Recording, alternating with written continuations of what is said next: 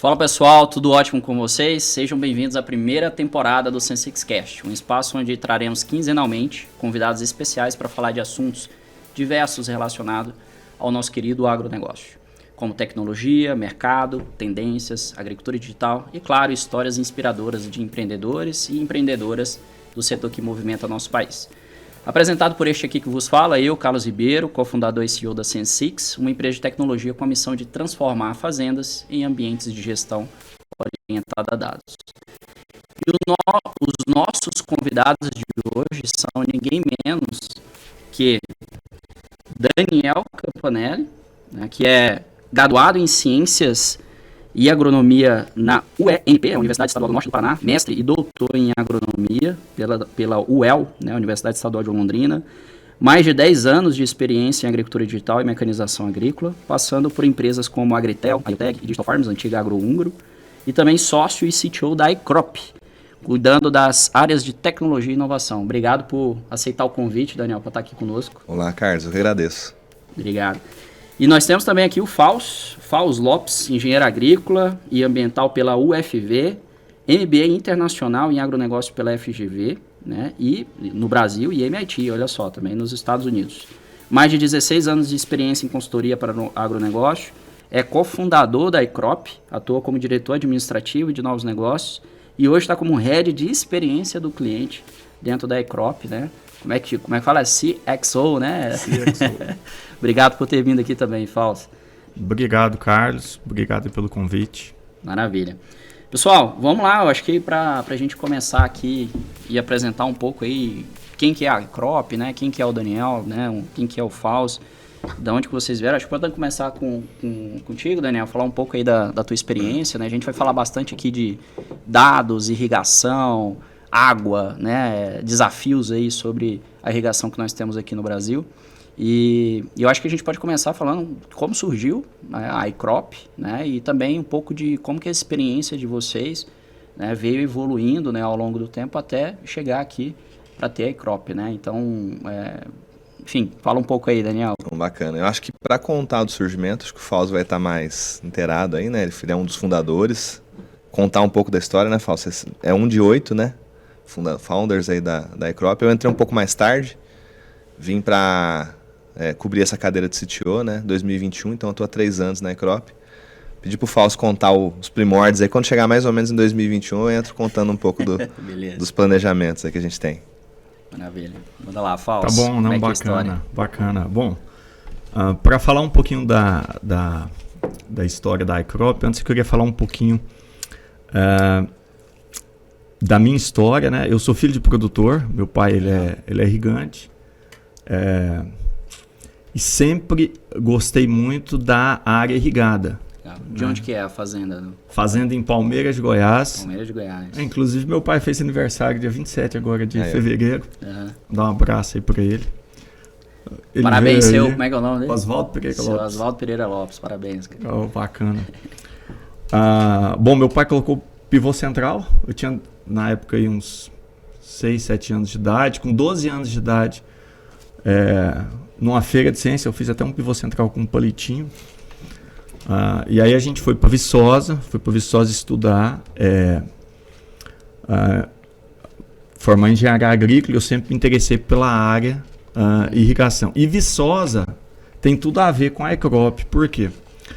Porque ali em Viçosa eu conheci o Eduardo. O Eduardo é um outro cofundador. O Eduardo ele foi colega meu dentro da engenharia agrícola.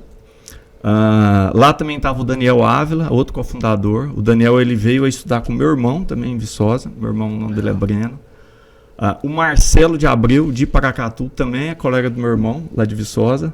Estudava junto com eles.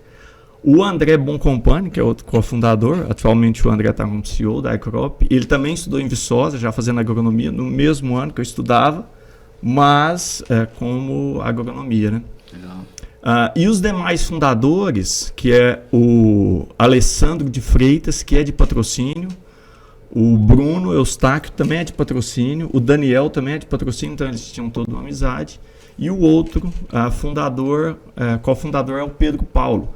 O Pedro Paulo, então, aí foi o que escapou aí, né, da turma de Viçosa.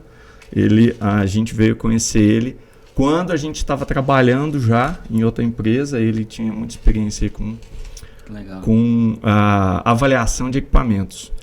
E por que a iCrop surgiu? Isso é bacana. Foi uma vontade baseada principalmente em 2 pontos. Relacionado a ambiente de trabalho. Então, a gente queria construir um ambiente de trabalho bacana. E a gente acreditava num modelo de parceria junto com o produtor diferente do que a gente estava realizando. Então, esses 2 motivos fez a gente abrir a iCrop. 2016. 2016. São 8 sócios, né? 8 cofundadores. E aí um ponto interessante, quando a gente começou o projeto da iCrop, houve um interesse muito grande de outras pessoas estar participando, né? Então, a iCrop, a gente inicialmente fez um planejamento de 5 anos, quando começou a iCrop, e com 2 anos a gente bateu esse planejamento, então foi muito rápido, porque houve uma adesão muito grande dos produtores, dos consultores de mercado. A iCrop, ela começou num modelo de negócio muito semelhante a uma franquia, onde a iCrop ela entrava com a estrutura tecnológica de conhecimento e um consultor de mercado, ele usando aquela estrutura para atender clientes e participava do ganho, né? Então ela começou nesse modelo, então houve uma adesão muito grande de consultores de empresas concorrentes, né? Então a empresa que a gente trabalhava, houve uma adesão forte de consultores, outros concorrentes, outros que estavam, né, no mercado sem plataforma também, né? Como a turma lá do Sul, né, que é do Clayton. Mas assim, o core da iCrop no nascimento era ser uma empresa focada em consultoria e gestão de irrigação. E aí, isso. O grande objetivo da iCrop era utilizar o trabalho de gestão de irrigação para gerar resultado para o produtor. Então, o que seria esse resultado? A gestão de irrigação bem feita, ela vai otimizar, né, a água aplicada e ela vai melhorar o resultado produtivo, desde que você consiga desenvolver esse trabalho. Qual que é o grande desafio? O grande desafio está relacionado a você implementar essa tecnologia na fazenda. O grande desafio é muito mais fazer acontecer na fazenda do que entender o conceito da tecnologia.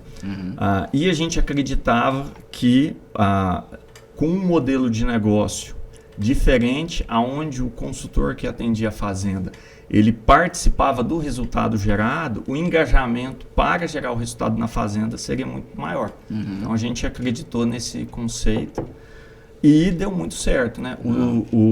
Os clientes abraçaram, né, o projeto da iCrop, os produtores, e a iCrop teve um crescimento até nos últimos anos, né? Do ano passado para cá a gente vem crescendo em 40% ao ano, então é um crescimento fantástico devido a esse modelo de parceria junto com o produtor e de parceria junto com o consultor. Então esse, eu diria que foi aí o diferencial da iCrop, e isso foi motivado por gerar um ambiente diferente com a equipe e com os clientes, né? Então, essa aqui foi a... Então, assim, vocês pegavam ali um consultor que já tinha uma carteira ou conhecia um pessoal, vendia lá, químico, adubo, alguma coisa, e assim, aqui tem um modelo de negócio que você pode virar um consultor iCrop e fazer também gestão de irrigação. Geralmente era alguém que vinha da irrigação já, né? Assim, já tinha alguma experiência e fazia... Às vezes a vendendo consultoria, ou até vendendo, mas ou fazia a consultoria, mas aí a consultoria geralmente dessa pessoa ela era analógica, né? Então era uma planilha de Excel, ou eles tinham um método, mas ele não tinha uma centralização dos dados. Então a iCrop no começo, que nem o Fausto disse, ela construiu uma plataforma que era web, então já era uma inovação, os outros eram executáveis, então isso já era um salto interessante na época, né? No segundo ano, 2017, já teve o aplicativo. né? Para celular, para smartphone, então isso também acho que foi um outro ponto. E que nem o Fausto disse, esses consultores eles digitalizavam o trabalho dele, né? Então o elo entre iCrop e cliente era feito por meio do consultor, utilizando a plataforma. Então teve eu vejo que são 2 pontos positivos. Para o irrigante que não tem consultoria, seja da iCrop ou outra, e quando passa até consultoria, é o dado, ele passa a ter o registro histórico disso, né? E ele não tinha. Legal. Ou tinha de papel, né? Isso se perde, ou uma planilha. E o outro ponto é a questão de sair da irrigação no achômetro, né? Porque quem não tem sistema algum, de fato, ou ele faz uma receita de bolo, milho irriga-se a cada 2 dias, soja a cada 3. Ou é no bico da botina. Ou no bico da botina, né? Então, assim, quando ele começa a lançar as irrigações, as chuvas dentro do sistema, e o sistema tem toda uma métrica por cultura, por fase da cultura, por cultivar, por dados meteorológicos e climáticos, ele começa a ver, de fato, o que ele está precisando colocar é quando e como colocar de água, né? Então, se a gente for fazer uma analogia, é o carro sem ponteiro de combustível, que toda vez tem que pôr uma varinha ali, né? Pra ver se entender o que está acontecendo, você pode ficar a pé alguma hora, né? Não vai ser muito funcional. E o carro depois, quando você passa a ter um ponteiro que diz, você pode ir tranquilo até ali que vai chegar, dali em diante você tem um alerta ali, a luz amarela que acende ali. Então a gente digitalizou a irrigação, né? Então a iCrop basicamente fez isso. E aí, assim, esse modelo ele seguiu até 2021, né, Fausto? O modelo do consultor parceiro, que ele ainda era uma empresa lá fora, usando uma tecnologia da iCrop e a marca, né? Tá. E aí teve uma virada de jogo em 21, né, que foi o ano que eu entrei, que aí todos os consultores passaram a ser ou sócios ou colaboradores da empresa. Legal. Isso é um ponto uma virada, interessante, uma virada. Do ponto de vista do cliente, e aí é um ponto até que eu gosto de comentar, o cliente, o produtor, ele não tem limitação de uso de tecnologia. Porém, o cliente ele precisa de uma tecnologia que seja prática, que seja fácil de usar, né, e que gere um resultado para ele. E isso seja conciliado com uma estrutura de apoio, que aí entra todo o trabalho de consultoria, de suporte, para fazer acontecer dentro da fazenda. Então, você lembrou muito bem, Campanelli, um dos diferenciais que a iCrop entrou em relação à tecnologia estava relacionado à facilidade de uso e o nível de integração. Então, isso hoje não é novidade, mas na época era uma grande novidade, né? Todos os dados coletados, né, os dados meteorológicos, eles iam inserir automaticamente na plataforma e com isso rodar de uma forma muito prática. Então isso... E vocês tinham as próprias estações meteorológicas que fazia coleta, tudo tecnologia própria. Justamente. Hoje a iCrop, eu diria aí que tem a principal rede meteorológica do país, privada, né? Porque sempre foi um ponto que a gente focou muito, né? Então tem toda uma estrutura meteorológica, uma estrutura de curadoria, né? Qualidade dos dados. E esse modelo inicial, e aí o Campanelli, foi um modelo de parceria, onde o consultor ele ganharia parte, né? Em cima do resultado gerado. Então, os pontos fortes estavam relacionados à praticidade de tecnologia, o modelo que beneficia o consultor e um modelo que beneficia o cliente, com a geração de resultado. Aí, em 2021, fez uma virada de chave, onde esses consultores eles entraram para dentro do negócio e passaram a ser sócio do negócio. E agora o negócio envolvendo toda a estrutura de atendimento com esses consultores como Mas por que vocês tomaram essa decisão? É por questão de lealdade, fidelidade do consultor para com a iCrop? Essa pergunta é boa, viu, Carlos? A iCrop ela começou então nesse conceito, né, de uma empresa tecnológica com um modelo de parceria com o time e com os clientes. Como houve um crescimento muito rápido da iCrop, e a iCrop ela, passou a ser uma empresa de atuação nacional, a gente sentiu uma necessidade de padronização do trabalho. Então, uma necessidade de manter um nível de qualidade. E o que a gente percebeu foi que o modelo que melhor se adequaria para essa segunda etapa seria toda a estrutura estar embarcada num único guarda-chuva. Né? Então, antes a gente estava num modelo muito parecido com o Uber, onde a estrutura da iCrop quase que seria a tecnologia em si, com os consultores sendo parceiros. Sendo o motorista parceiro. É uma analogia boa. Isso. Eu gosto de fazer essa analogia também com a XP. A XP, ela tem a tecnologia, é a corretora, tem lá a plataforma de investimento. E os tem os agentes corretores autônomos são que estão lá na autônomos, ponta prospectando, né? Estão dando suporte ali para o cliente, né? Ouvindo no tete-a-tete. A gente olhou muito para a XP como modelo, né? E olhou muito para outras empresas que têm esse modelo do partnership, né? Então, na hora de construir essa virada para internalizar, na época 60 consultores a campo, né? Por todos os estados do Brasil, praticamente, a gente olhou muito para o modelo XP, olhou muito para essas empresas mais inovadoras que, de fato, faziam esse movimento de trazer todo mundo para dentro num modelo de partnership, né? Que legal. A XP é um caso interessante, né? Porque o nosso modelo anterior é parecido com o da XP na parte de relação com os escritórios. Né? E agora o nosso modelo é parecido com o da XP na parte de partnership interno da equipe. Então, a necessidade de padronizar a qualidade do trabalho, e aí imagina, né? Quando a gente Quantos consultores vocês tinham quando vocês cerca de 60, né? Na 60. época, o primeiro ano fechou com em torno de 20 e poucos consultores, o segundo ano foi para uns 40 e poucos. Quando fez a mudança, a gente já estava em 60. Então, o padrão do trabalho, ele já estava se diferenciando. Hoje são 200 pessoas, né? Isso. Então, 200 consultores hoje. Hoje o time todo tem 198 pessoas, acho que o último número deve ser isso. De consultores que estão na ponta? Consultores na ponta deve ser 120 e uns 80 é back-office, né? Back-office e estrutura organizacional.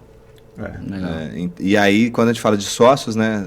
São 8 founders, mas hoje nós já temos mais de 60 sócios, né, do sistema de partnership. Então, até o ano passado era só a turma de campo. Então, o programa começou para trazer os consultores para dentro. E agora nós já estamos com um programa interno. Então, hoje eu já tenho gente do desenvolvimento como sócio, já tenho gente do administrativo. Então, a gente está trabalhando do comercial nesse programa, né? Então, a ideia deles como fundadores era ter essa aos poucos, trazendo as pessoas ali, né? Os talentos ali para eu acho interessante que quando a gente fala em empresas de tecnologia para o agronegócio, né? Eu até escrevi um artigo, ainda não tá publicado, mas uma hora a gente publica isso aí, que é o tripé da agricultura digital. E isso é um conceito muito forte, né? Porque o produtor rural ele ainda é um cara que precisa, né, ter uma presença física, às vezes de um parceiro, para poder fazer acontecer. E esse tripé, que são 3 coisas, né, obviamente, é tecnologia, mas além da tecnologia, pessoas e processos. Facilitadores, né? Então não adianta nada você ter a melhor tecnologia do mundo, a mais fácil, a mais intuitiva, e jogar dentro de uma fazenda. Se você não tiver pessoas e processos para fazer aquilo rodar, não vai rodar. Isso é prático. Então, tecnologia, pessoa e processo. Então, às vezes, quando você tem tecnologia e pessoas e não tiver processo, pode até rodar capengando. Mas assim, vai capengar. Ou eu tenho processo e tenho tecnologia, mas não tenho pessoas, você tem que ser eficiente demais para não ter pessoas e tirar pessoas. Ou tem pessoas e processo, mas não tem tecnologia, você vai fazer. Você vai fazer no papel, mas você faz, você consegue fazer. Só que você não é eficiente o suficiente, porque você não tem tecnologia. É interessante. Então a gente trabalha muito esse conceito, cada vez mais, né? Aqui na Sensix também a gente foi tecnologia, mas sempre com a necessidade de estar próximo do produtor para auxiliar ele no desenho dos processos, treinar as pessoas, porque se as pessoas não estiverem engajadas, você vai ter um delta de usabilidade da ferramenta gigantesco entre o seu melhor cliente, que tem pessoas e processos e agregou a sua tecnologia, e os clientes que não têm essas outras pernas 100%. do tripé. E eu acho muito interessante a forma como vocês fizeram, porque vocês colocaram a tecnologia, mas jogou também já as pessoas e processos para poder garantir que você tem eficiência. E isso é muito legal, porque como negócio, como empresa, o preço, o valor que você gera e o preço que você cobra por esse valor, ele está diretamente associado à percepção de valor do produtor. Se ele tiver uma plataforminha que ele não acessa, e diferente se ele tiver um consultor que está lá ajudando ele, é outra pegada, né? Então Exatamente. é outro business. Né? A gente sente muito, o Fausto tem mais dados, né, sobre isso. Né? A gente tem um background bastante interessante de coleta de NPS. Nós temos um índice de atendimento que a gente mede o atendimento do nosso consultor para com o cliente também, né, que o Fausto desenvolveu, que é o IX. Legal. E a gente olha muito para isso. E a gente percebe ainda que a persona dos clientes do Brasil hoje, né? Nós estamos numa mudança de geração muito, muito forte agora, né? Saindo uma geração 60 mais e entrando uma geração 40, né? Agora, nesse momento, está acontecendo isso. Legal. E já tem uma geração de 20 ali que está esperando a próxima sucessão, né? Então, mas que já está dentro da fazenda, já está dentro da fazenda, já opera, né? Já não toma decisão ainda, mas já opera. E a gente percebe que assim, esse modelo nosso de ter a ferramenta com evoluções constantes, mas ter o facilitador, que é o consultor, que tem um domínio tem know-how sobre o assunto, ele ainda é indispensável para o público brasileiro. Assim, o agricultor gosta de tomar um café com o consultor, ele gosta de sentar e discutir o manejo, ele gosta de estar recebendo o consultor periodicamente ali. E possivelmente ele poderia operar a ferramenta sem, né, de forma autônoma, ali, como SaaS, software como serviço. Sozinho, mas ainda ele depende muito do consultor. E assim, é bom porque ele vê valor, né? Ele vê agregar valor nisso. Sabe o que é interessante nessa questão? Todo cliente que contrata os nossos serviços, a gente faz uma pesquisa com ele. Qual a expectativa que ele tem em relação àquela contratação? E o interessante é que o produtor, embora ele está contratando um pacote tecnológico, a tecnologia em si é o menor motivo para ele estar contratando o serviço. No nosso caso, o principal motivo é a melhoria de produtividade, é o principal motivo. Que é uns 40%, né? Mais ou menos. 40%. O segundo motivo é redução de custo. Então, é o segundo motivo. E o terceiro motivo é controle do negócio, melhorar o controle do negócio. Então, esses três motivos representam mais de 90%. Tecnologia em si representa, acho que 4%.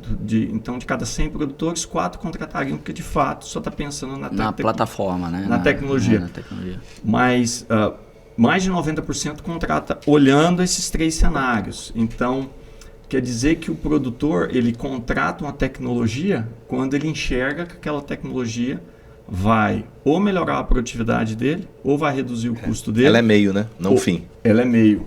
Esse aí que é uma grande sacada. Legal. E como ela é meio, você tem que oferecer uma solução tecnológica, e essa solução tecnológica tem que ser robusta, mas como você comentou, Carlos, no início, ela tem que permitir que gere resultado. Então você tem que amarrar todas as pontas e aí entra o trabalho junto com o produtor para garantir que aquela tecnologia gere o potencial que ela pode gerar. Sim. Então, esse ponto aí é muito interessante. É muito comum, né, Fausto? Assim, a gente vê plataformas, tecnologias que são compradas pelo produtor e ele está explorando 5%, 10% do que ela pode oferecer, seja por uma série de motivos. Isso vai da mecanização agrícola até todas, ao assim, software. Tudo, tudo. E aí, quando chega lá num ano lá que ele vai fazer a renovação, ele fala, não gerou muito resultado, vou tirar. Mas por que não gerou, né?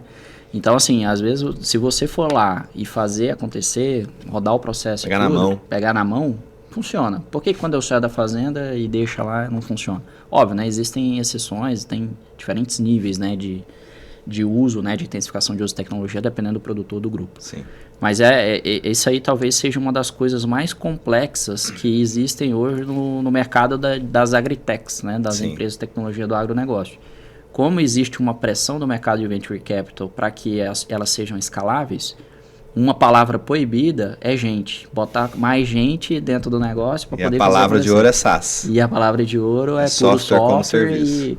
Não, se eu quiser, daqui um mês eu posso ter o triplo, 10 vezes o número de clientes que eu tenho hoje, mas a gente sabe que a adesão ela não acontece nessas proporções, né? Então, a gente tem visto muito negócios que nasceram por SaaS, né, por software, né, e estão migrando para modelos de serviço entendendo, opa, não basta eu entregar o peixe, eu tenho que estar lá junto com ele para poder pescar também e ensinar o produtor como é que é o processo. Exatamente. Né? A gente vê que isso é muito cultural, né, Carlos? Assim, a gente está, desde o começo do ano passado, aliás, desde o final de 22, nós estamos numa exploração de mercado internacional já, né? Então a gente está olhando, e está com atividade em alguns mercados, como Egito e África do Sul, né? Uma base em Portugal também, e Estados Unidos. E a gente percebe que é cultural porque a gente já está olhando para esses mercados que são mais maduros. Né? Você pega um agricultor europeu, ele está lá há algumas gerações, né? O americano também. E eles já têm um perfil, nós estamos fazendo uma leitura que o perfil é um pouco diferente, que a visita já é uma coisa não grata ali na fazenda, ele gosta mais do software, das pessoas de dentro da fazenda operando aquele software ou aquele aplicativo, e ele fazendo mais o papel do consultor. Então nós estamos começando a mapear isso e é diferente em cada lugar, né? Romênia nós fomos já tem um jeitão mais Brasil, talvez, então tem que olhar para cada Eu tenho uma curiosidade, né? Dentro dessa base de cliente que vocês vieram aí desenvolvendo nos últimos anos, existiu já uma evolução de perfil de um cara que era precisava do consultor lá o tempo inteiro, e depois ele mesmo, o próprio produtor, foi conseguindo ele desintensificar um pouco essa necessidade do tal consultor para entregar o know-how, e ele mesmo já operando a plataforma? Vocês veem uma evolução no perfil do produtor em relação ao uso da tecnologia melhor? Essa pergunta é muito boa. Inclusive, quem não é do mundo agro, né, e quando visualiza o nível de tecnologia, a solução e o que a gente tem, muitas vezes não entende o porquê você não consegue trabalhar com o mercado sem fazer essa assistência, que é o que você comentou agora, né? Às vezes, pessoas que vão investir no mercado, que vão desenvolver, porque é muito diferente. E aqui eu vou trazer uma informação que eu acho que ajuda a explicar muito esse sentido. A média de idade dos nossos clientes, se eu não me engano, é 54 anos. E da equipe que trabalha com os clientes é um pouco mais nova, mas na faixa aí de 40 a 50 anos. E como o Campanelli comentou, está tendo a evolução dessa geração. Então a gente percebe que existe hoje empresários do agro, né? Então, que já tem esse perfil de maior aceitação. Fazendas que a gente trabalha que já tem um tempo maior de trabalho, a gente também percebe que a fazenda vai incorporando essa tecnologia e consegue rodar essa tecnologia com facilidade. O que eu vejo é que hoje a gente teria aí 3 cenários, né? O primeiro cenário, aquela fazenda que precisa de um apoio para operar a ferramenta, para ser treinada e implantar a tecnologia, para garantir o resultado gerado. E aí um ponto importante de destacar, na visão da iCrop, eu acho que todas as agritechs têm que ter essa visão, você tem que se comprometer com o resultado. E para comprometer com o resultado, você tem que ajudar a usar a tecnologia. Sim. Mesmo que você tenha uma tecnologia que possa ser operada de forma muito usual, mas você tem que garantir esse apoio. Então existe essa primeira etapa. Existe uma segunda etapa que é que o Campanelli comentou, que o cliente gosta que você tome um café com ele, conversar com ele, às vezes para tirar uma dúvida, né? Uma outra, discutir um manejo, né? Discutir um manejo. E eu acredito que a gente já está entrando na terceira etapa em algumas áreas com um perfil mais novo, aonde se consegue dar um suporte à distância e aí a tecnologia já rodar. Não existe essa necessidade tão próxima. Então, acho que esse é um processo que vem evoluindo. Hoje, eu diria que a gente tem tecnologia, né, para atender de uma forma à distância facilitada, remota. Porém, a estrutura empresarial, você tem que garantir suporte para gerar o resultado. Legal. A tecnologia garantir o resultado. Então, eu vejo uma evolução. Não sei como é que você vê, Campanelli. Sim, a gente tem trabalhado no último ano, né, muito na inovação, no P&D, olhando para todo esse banco, né, esse banco de dados que a gente gerou. porque teve muita validação a campo, muita tentativa e erro que gerou, de fato, dados para a gente treinar a ferramenta, treinar algoritmos, né? Então hoje nós estamos chegando, né? Já faz um ano que a gente trabalha bastante com machine learning, começamos a aplicar muito inteligência artificial na ferramenta para ser um facilitador para o cliente, para o consultor.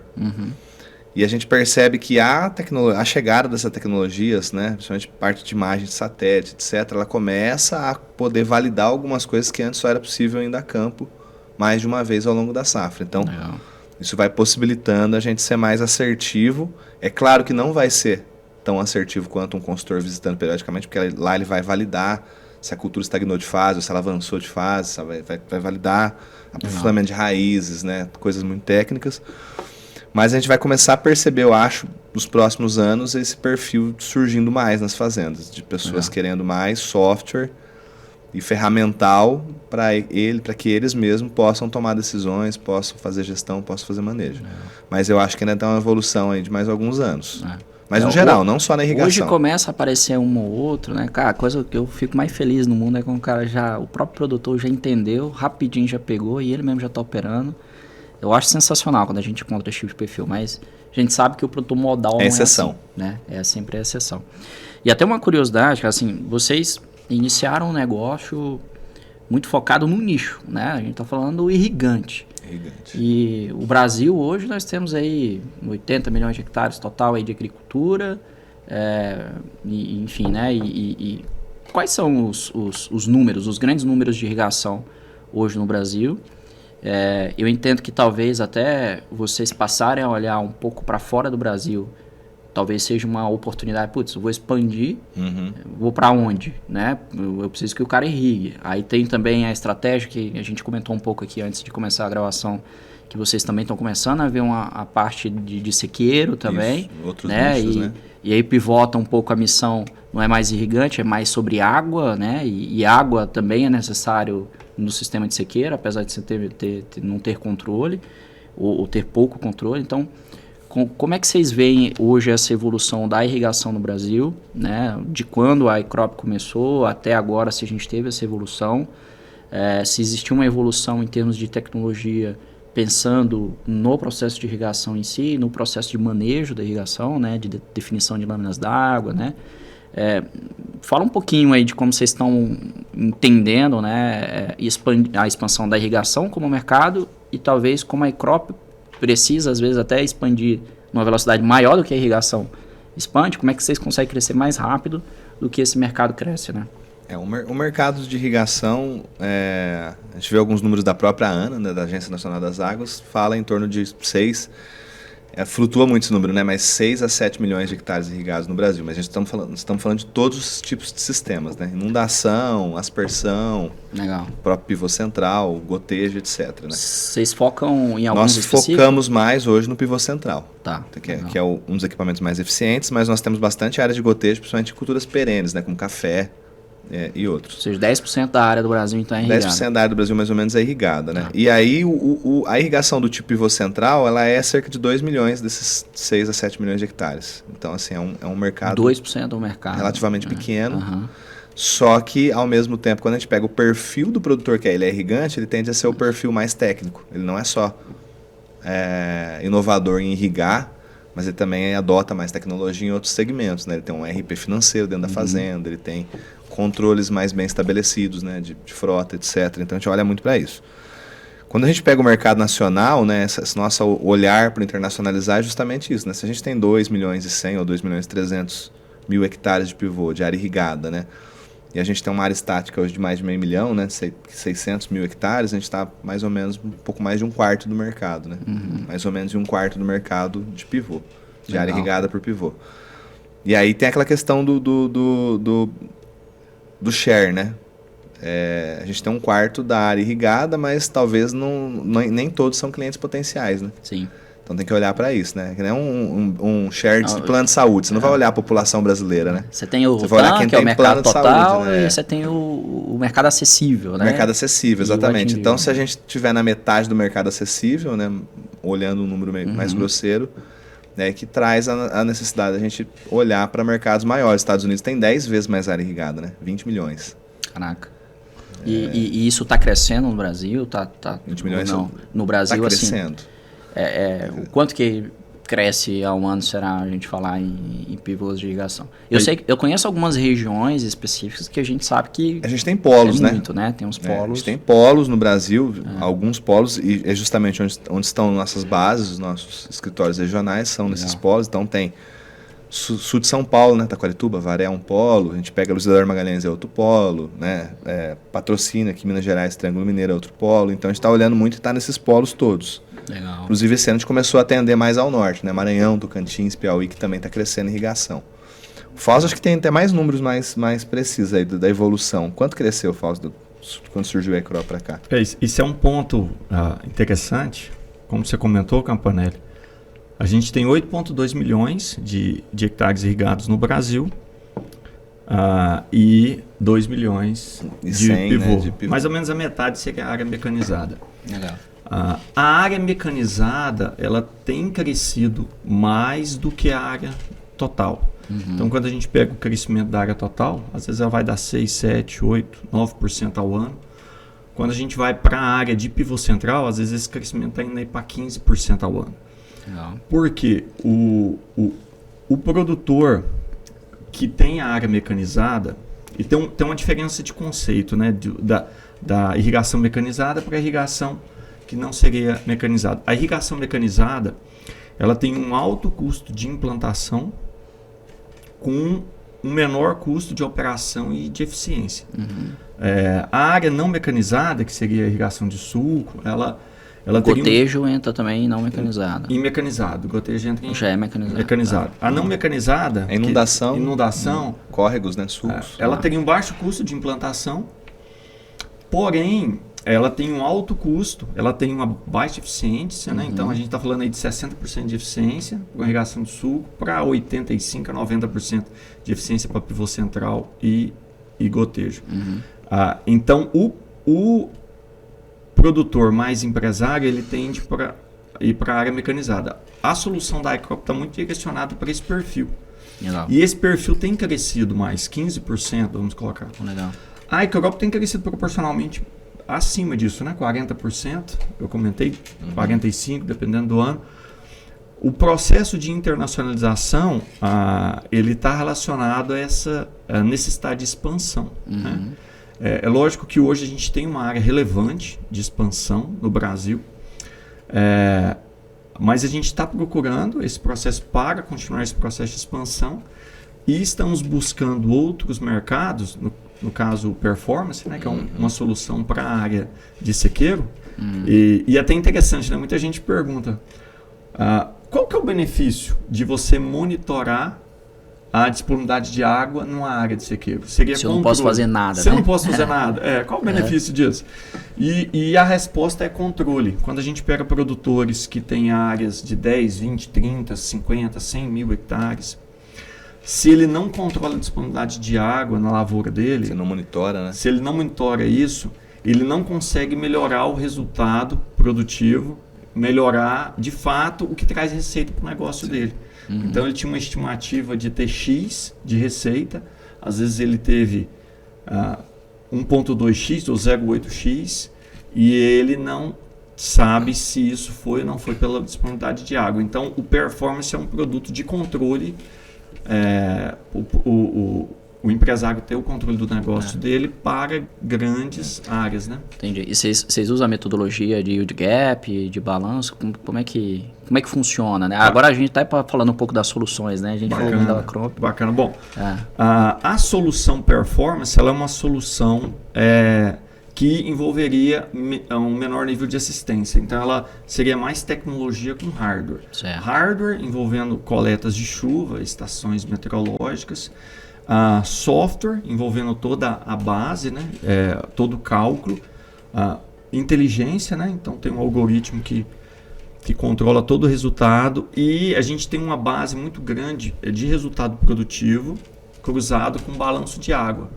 Então, de uma forma muito prática, conseguiria definir se aquela produtividade se aquele resultado produtivo ele foi ruim, bom ou não em função daquela disponibilidade de água. Da água, né? Porque quando você olha para a área não irrigada, né? A gente fala sequeiro, mas para quem é do sequeiro é quase esquisito falar sequeiro, né? A gente olha para as áreas não irrigadas e que não tem muito controle de dados, né? A pessoa costuma plantar numa certa época soja, por exemplo, mas ela não testa variar isso, adiantar, atrasar essa janela, a não ser quando atrapalha o operacional dela.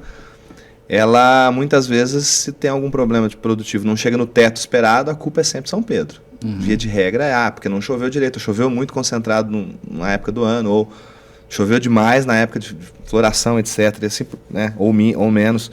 Quando você tem um controle, né? Aí você pelo menos vai dar o yield gap hídrico, em termos de balanço hídrico nessa cultura de soja, olhando para a janela de plantio e colheita, não foi água o fator determinante da sua quebra de produtividade em relação ao teto que você estava esperando. E aí ele vai encontrar outros culpados ali, que pode ser manejo de praga, de doença, de daninha, erro de janela de plantio. Legal. Então, assim, eu acho que o olhar para a curva hídrica da cultura, do começo ao fim, por mais de um ano, começa a tirar a hipótese principal, que sempre é a chuva. A culpa, qual que foi o problema? Chuva demais, chuva de menos. Plantabilidade, foi... Temperatura. Tem tantas coisas, pode ser temperatura, né? Não é só chuva, né, que marca. Precipitação, né? Você quer ver um ponto interessante? O produtor produziu 80 sacas.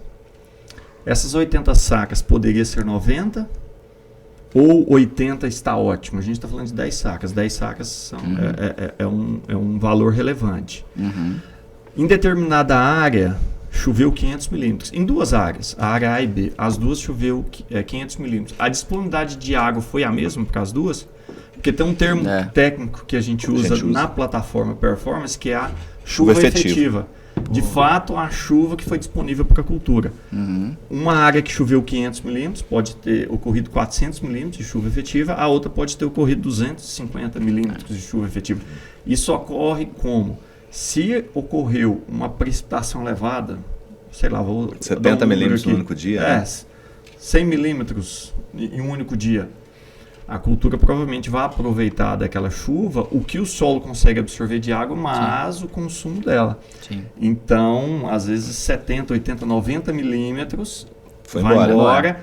Então, efetivamente, só 15 foi suficiente. Então, a famosa caixa d'água do solo, né? Isso aí. Quando a gente fala do performance, a gente pegou toda a lógica estrutural do manejo de gestão de irrigação, né? E levou para um manejo não irrigado. Então, da mesma forma que a gente determina capacidade de campo, ponto de murcho permanente, linha dinâmica de segurança para cada fase, né?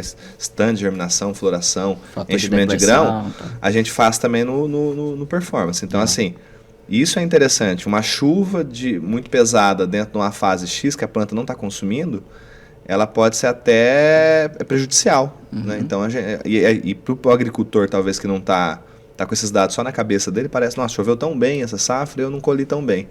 Só que não tem essa questão que o Fausto falou, né? Quanto foi a chuva efetiva? É melhor chover de forma mais espaçada e mais organizada ao longo de uma safra, e chover menos, o acumulado, do que você ter 700 milímetros, que nem foi em 2015, foi, pelo menos no sul, né? Teve chuvas de 100 milímetros num dia, 70 milímetros num dia no sul, no norte do Paraná. E foi um ano de baixa produtividade, né? Então, assim, parece que vai ser um ano de encher o caminhão. Que legal. Mas não foi. Então, essa clareza o agricultor passa a ter, né? E aí outro ponto que a gente olha muito é a integração com outras coisas, né? Que nem a gente falou, se a gente tira o fator água de dentro, aí o cliente pode ter outras plataformas de outros segmentos que vai falar, opa, e o manejo de praga e doença foi bem feito? E a adubação, né? Correção, calcário, gesso, foi bem feita? E a parte de janela de plantio foi bem organizada, né? Planejamento de população de semente. Então, assim, a gente elimina o fator água, mas aí ele começa a enxergar os outros pontos que pode ser melhorado. Né? No fim das contas, é aquele negócio, quantas variáveis vão influenciar naquele resultado? E a combinação delas, né? É muita coisa, cara. Então, assim, a gente tem trabalhado muito na Sensix para tentar dar um pouco mais de clareza. Né? Hoje a gente está trabalhando com mais de 60 camadas de dados, que envolvem dados de solo, né? Aí solo entra... Aí eu vou falar de fertilidade, físico, textura, químico, biológico. Biológico, compactação, nematóide, né? E doenças de solo, vai entrar tudo lá. E o legal é que você vê em mapa, né? Você não está vendo uma média, você vê em mapa. Vê cores. Exato. Então essa parte do talhão, área mais arenosa, e eu também já entendi que teve um pouquinho mais de dano econômico por determinado tipo de praga, e fazendo a interpolação dos meus pluviômetros também foi uma região que choveu menos dentro da minha fazenda, acumulado naquele estágio fenológico. E aí você vai começando a juntar. Juntar. Exatamente. O que a gente está tentando fazer, na verdade, tem um negócio que eu adoro, que o pessoal fala que é o barril...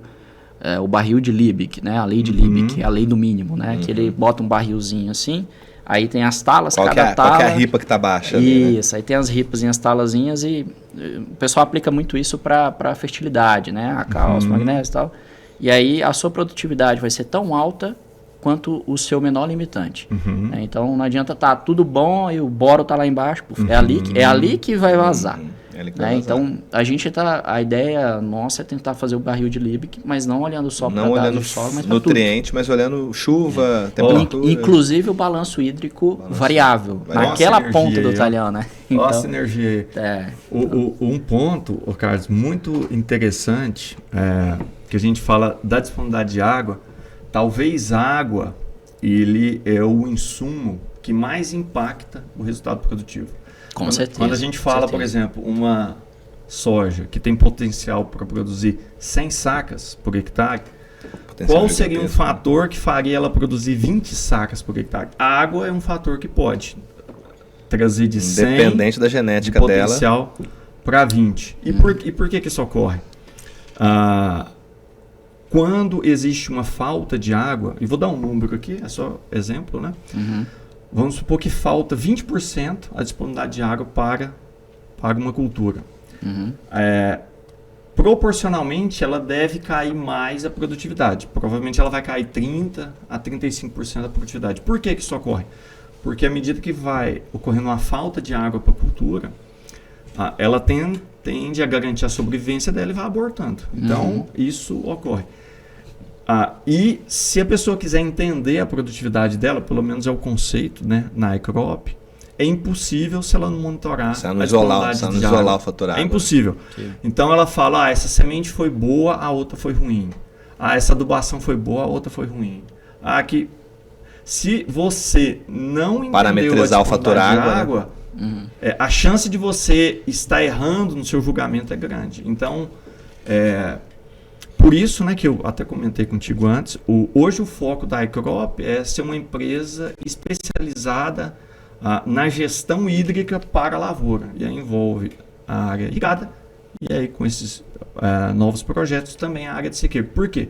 Porque a gente acredita que é fundamental o produtor controlar isso para ter um negócio na mão dele. Sim. Porque senão ele vai ficar vendido, né? Então, ele balizar basicamente ele balizar a água é um jeito de tirar uma tara da produtividade dele. Sim. Porque ele pode ter um talhão, a chuva espacialmente é muito variável, né? Você vê uma propriedade pequena chovendo metade dela e não chovendo na outra metade, né? Você vê dentro da cidade, né? Num chovendo talhão um lado de Uberlândia, né? não chovendo num talhão, Se o pivô for muito grande, acontece isso. Então, assim, se ele pelo menos baliza o fator de como que foi a curva hídrica, qualquer outro experimento que ele for fazer em termos de testar um novo produto, ou um novo foliar, ou um novo fertilizante, ou uma nova genética, ele vai ter resultados mais compreensíveis, porque do resto ele pode estar superestimando ou subestimando um fator que não teve nada a ver com o impacto da produção. E por mais que às vezes ele não toma uma decisão de aplicar uma lâmina d'água, como vai fazer numa área irrigada, existem hoje já produtos fisiológicos que você pode aplicar para tentar reduzir um pouco o estresse hídrico da planta. Induzir a tolerância. Induzir tolerância, né? Induzir fechamento de estômatos para poder evapotranspirar um pouquinho menos ali num período de seca, né? Num veranico que dá. Então, sem esse tipo de dado, como é que ele vai tomar esse tipo de decisão?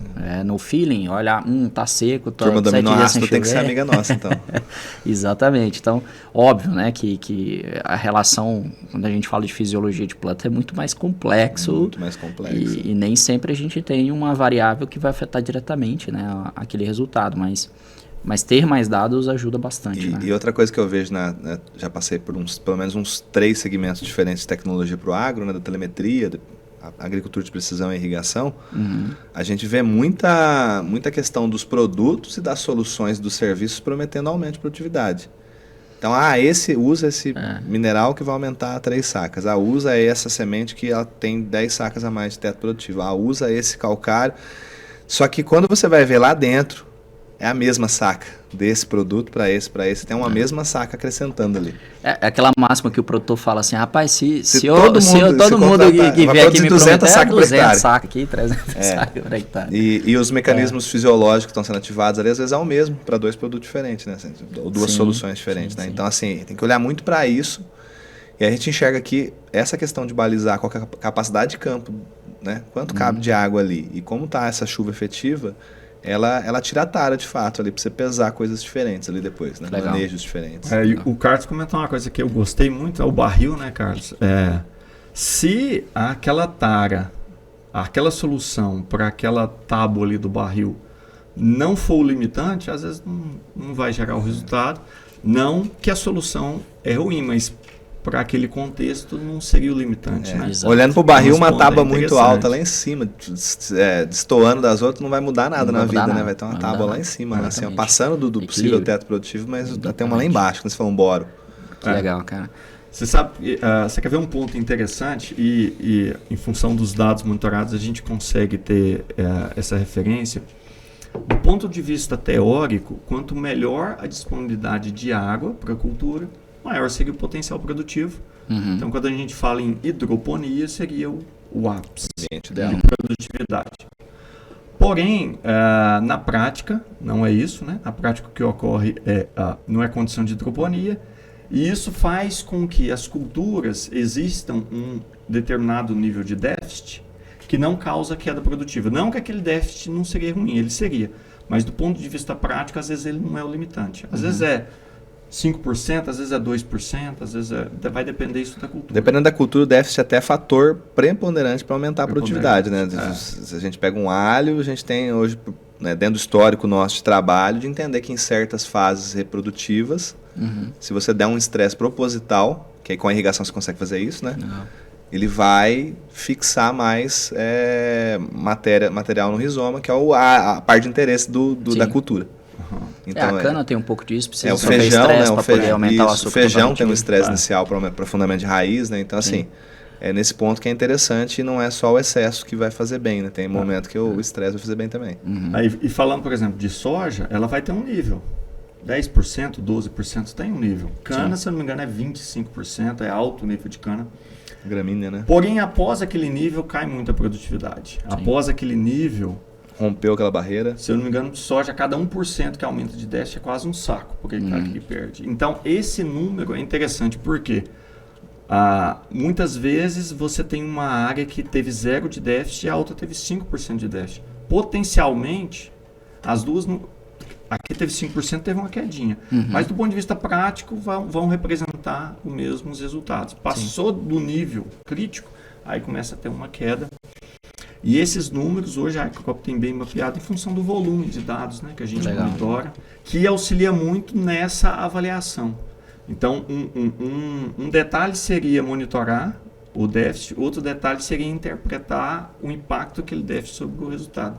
A nível de cultivar, então, isso né? Isso que é interessante, né? Isso aí é a nível de cultivar. Bacana. Até falando na planta, assim, falando de culturas, né? Hoje vocês... Qual que são as culturas que vocês conseguiram criar esse know-how ao longo desse tempo? É mais focado em grãos ou entra, né? Você falou do alho, né? Então HF também é bastante representativo. Como é que está isso hoje dentro do portfólio de vocês? Muito bom, muito bom. Hoje nós temos cerca de 40 culturas cadastradas, né? Que tem cliente ativo sendo atendido ou já teve cliente ativo sendo atendido, né? Só que o Fausto tem números aí que 3 culturas representam uma área interessante, né? Soja, milho. Hoje a EcoCrop, ela é a principal empresa que monitora culturas de grande valor. Então, a gente tem uma área muito grande de monitoramento de batata, de alho. A alho, né, o custo é gigantesco. A gente, então, seria... batata, por exemplo, são próximo de 70 mil hectares que a gente monitora. Atendidos, né? Caraca, 70 mil hectares de batata é muita batata, hein? Muita batata, muita batata. E outras culturas. Porém, 3 culturas representam próximo de 70% da nossa área monitorada, que é soja, milho e feijão. Principalmente soja e milho. Então, A grande parte da área é grãos. Soja de milho é mais da metade. Algodão entra também? Algodão tem um volume alto também. Porém, o que é interessante pontuar aqui isso não quer dizer que a gente não tem um volume grande de área monitorada de outras culturas. Hoje, as culturas, até falando um pouquinho de segmento de clientes, né, grandes clientes, eles tendem a concentrar em grãos. Grandes clientes. É lógico que tem alguns grandes clientes que são concentrados em HF, mas eu acredito que é devido ao risco, a gestão, a operação, né, é facilitada. Temos áreas de cana, né, cana, algodão, café. Então temos uma área relevante de café ali na região de Patrocínio. Mas as principais culturas seriam grãos mesmo, grãos e cereais. Bacana. E aí, obviamente, os consultores precisam ter um nível de aprofundamento bem interessante sobre o manejo dessa cultura. E um nível de especialização, né? Você trabalhar com alho e trabalhar com soja é outro mundo, né? Então... O que a gente tem feito, né, intensificado muito, Carlos, no último ano, a gente intensificou muito a parte de capacitação interna. Então, a gente... Hoje, um dos founders, que é o Pedro Paulo, né, que foi um dos fundadores junto com o Fausto, ele se deslocou de gerente regional de Goiás para ser o nosso head de capacitação.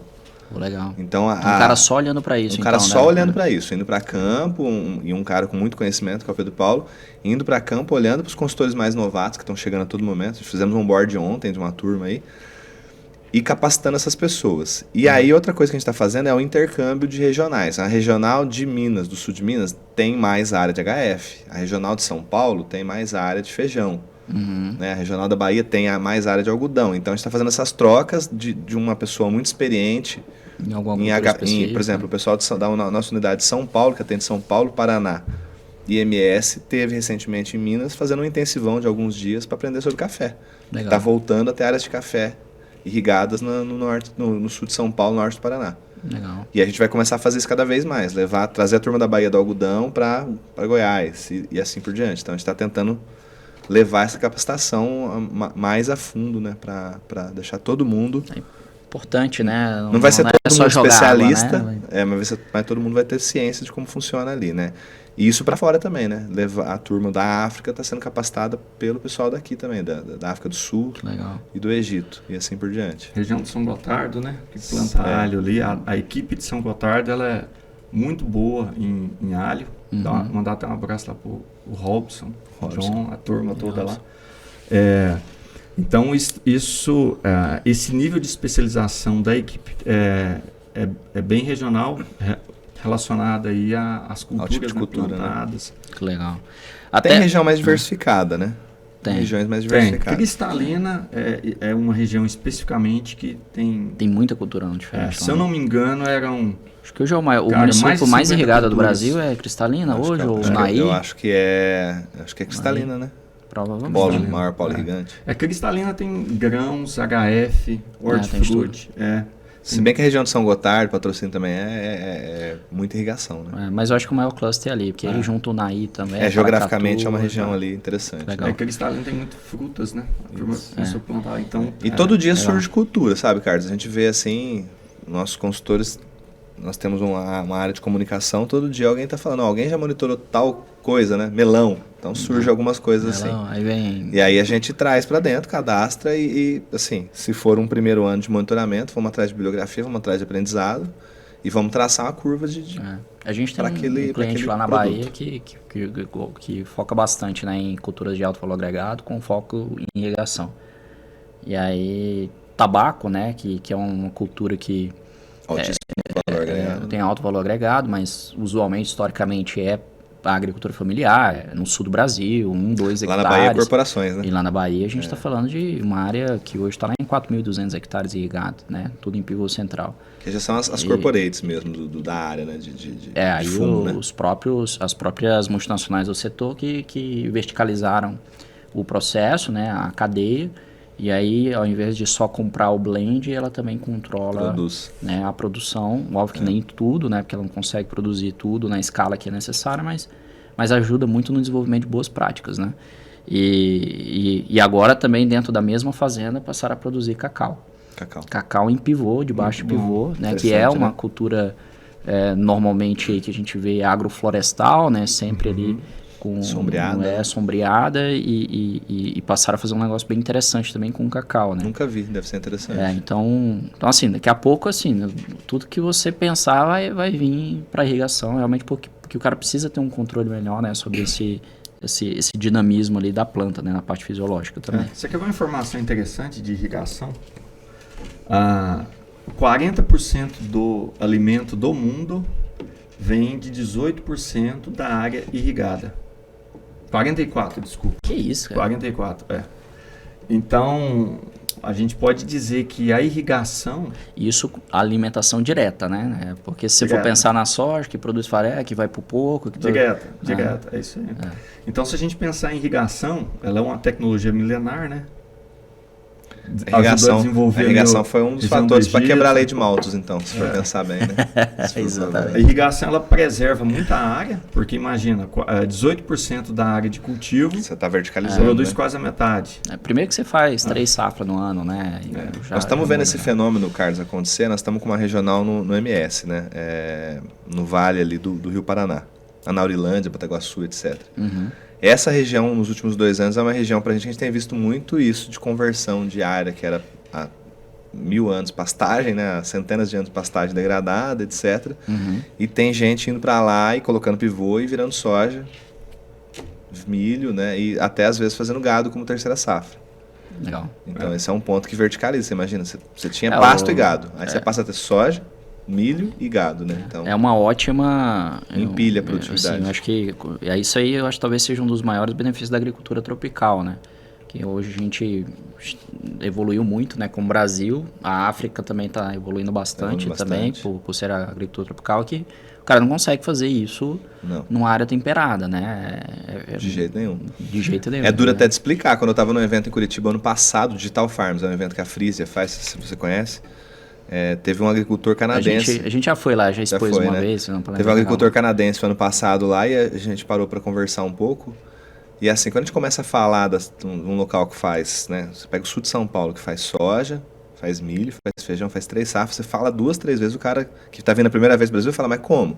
Mas são áreas diferentes. Não, é a mesma área. Não, então você tem que multiplicar por 3 a sua área. Não, tem que dividir por 3. Aí você começa a fazer conta, você ficou maluco, né? Assim, quanto tempo demora entre plantar e colher?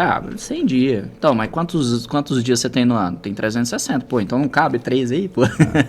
Mas então, dependendo da cultura, né? Menos, né? Agora, outra informação bacana aqui pra gente comentar. Existe essa demanda de produção de alimentos. Estimativa, se eu não me engano, da FAO que vai ter que aumentar a demanda de produção de alimentos em 50%. Até 2030, eu acho. Até 2030. 2030 e 2050.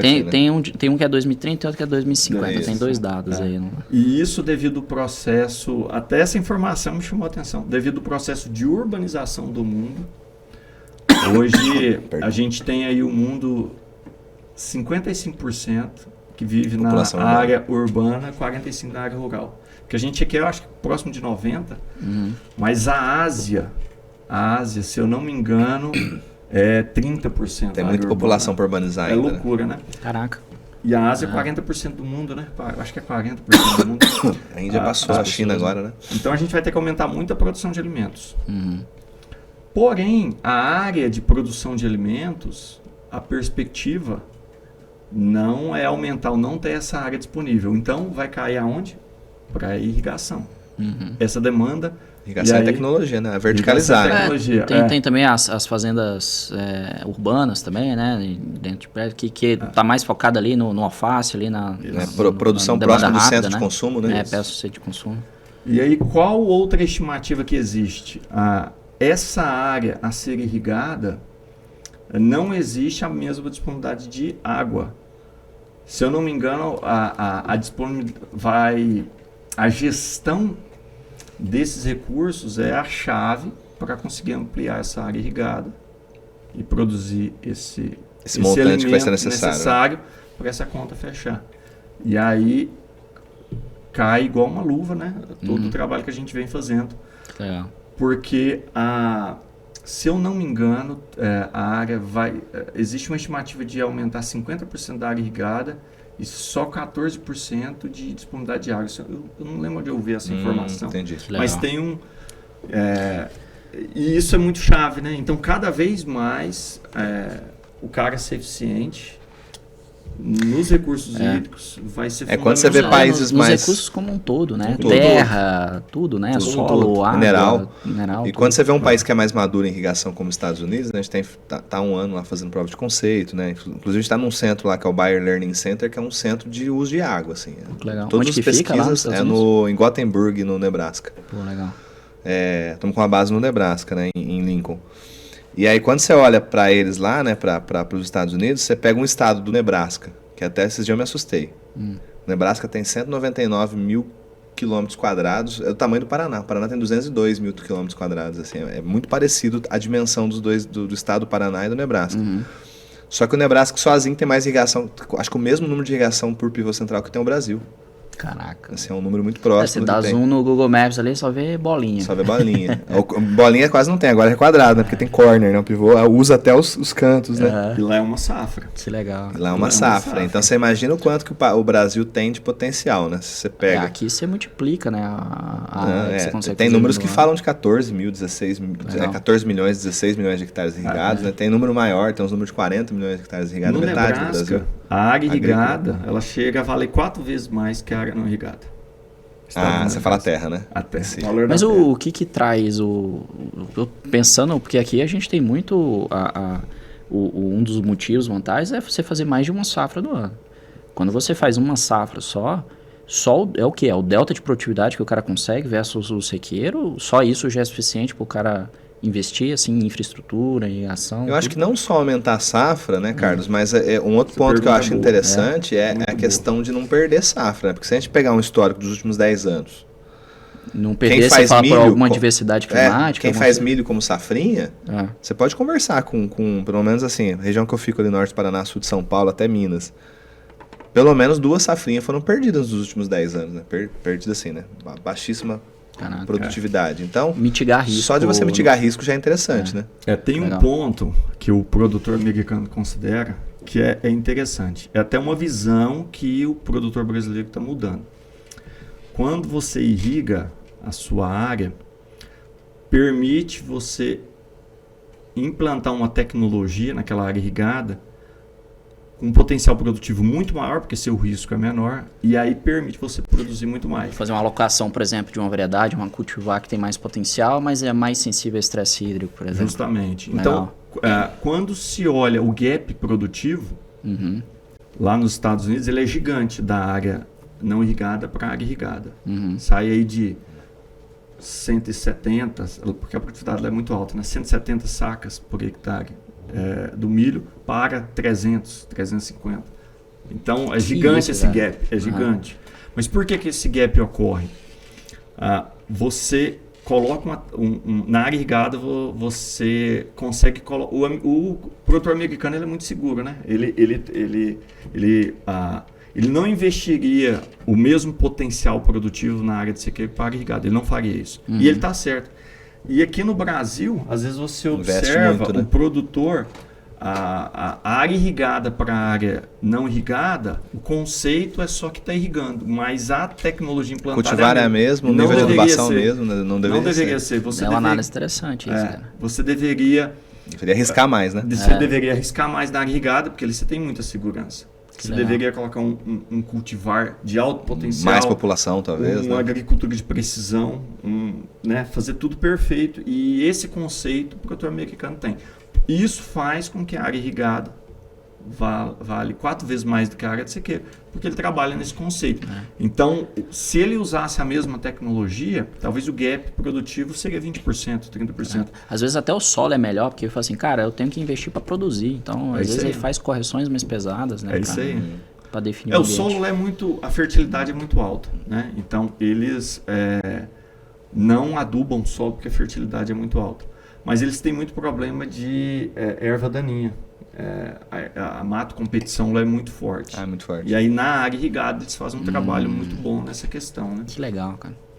Muito interessante a experiência. E eles usam muito serviço consultivo também, né? Assim, é um ponto que talvez no Brasil tem também, né? Acho que a Bahia é mais avançada nisso, né? De ter um consultor específico de manejo, ter um consultor específico do algodão, focado né? Entendi. Um cara focado em irrigação. Focado também, em irrigação, né? Acho que eles têm essa tendência, a gente tem visto, né, algumas empresas de consultoria com um time do tamanho do nosso, por exemplo, para manejo lá, né, no estado do Nebraska. Hoje vocês têm olhado para o que vocês acham que é a tendência de expansão fora do Brasil? É Estados Unidos, é África? Onde que tem mais potencial hoje, pensando em área irrigada? Você fala para a iCrop? Para a iCrop, né? Interessante essa pergunta. A África, ela tem um perfil muito parecido com o Brasil, só que há 30 anos atrás. Né? Então, o produtor brasileiro tem um nível empresarial muito alto, o da África está evoluindo por esse processo. E existem grandes áreas. Certo. Então, hoje a África tem uma perspectiva alta, até por isso a gente está trabalhando. Tem uma similaridade à dafoclimática também, né? Sim, é mais tropical, Cerrado brasileiro, né? Legal. Nos Estados Unidos... Isso falando África, em qual região da África? Nós estamos na África do Sul e no Egito hoje. Tá, É totalmente diferente. Imagina, Egito Egito basicamente ali, o Nilo... Praticamente um deserto ali, né? Tá, legal. Isso.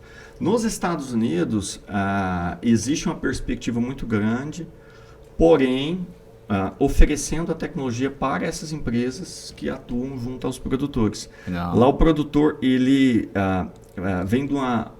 ele é muito conservador e às vezes ele já vem de uma estrutura em conjunta com essa equipe que atendia ele. Então, legal. A gente percebeu uma maior facilidade de fornecer essa tecnologia fornecer a tecnologia e eles operarem o know-how, a consultoria ali, o tete-a-tete com o produtor. Então lá seria um modelo mais tecnológico. Até que no Brasil mesmo a gente também tenta, o máximo possível, né, os consultores tentam o máximo possível não entrar na seara do manejo, né? Assim, porque geralmente tem cliente que já tem o consultor de manejo. Consultor ali, do manejo da cultura. Que vai falar o que aplicar, quando aplicar fungicida, se faz 2, 3, foca mais ali na então, irrigação. Assim, a gente foca na irrigação mais e acaba sendo legal para o consultor, né? O consultor de manejo acaba indicando a gente, porque a irrigação para ele é um problema, né? Você tem que ter irrigação boa para o resto do manejo funcionar.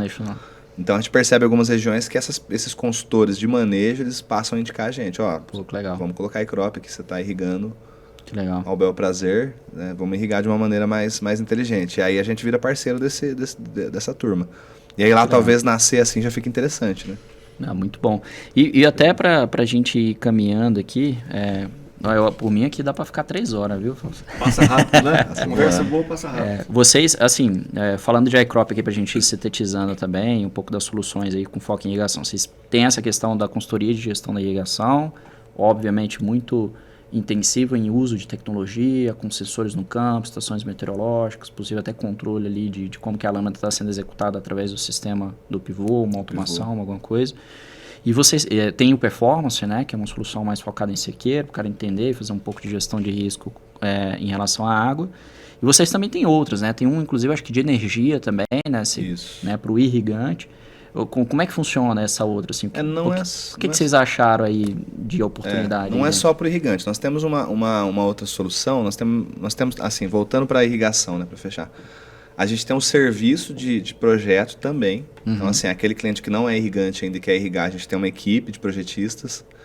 Que aí eles vão entender, né, topografia, se tem disponibilidade hídrica, se tem disponibilidade de energia. É o projeto de implantação de irrigação. O projeto de implantação da irrigação, exatamente. Se vai ser pivô, se vai ser gotejos. Aí a gente tem essa equipe.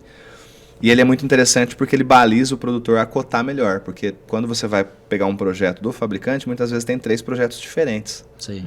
E quando a gente recomenda, né, com um sistema de ser consultivo de projeto, a gente vai falar qual que é o cenário ideal para aquela realidade dele, para as culturas que ele vai fazer, para o tanto de safra que ele quer fazer, né? Legal. Inclusive entender se precisa de reservatório ou não para fazer a terceira safra, ali, caso seja o caso, né? Então esse é um serviço.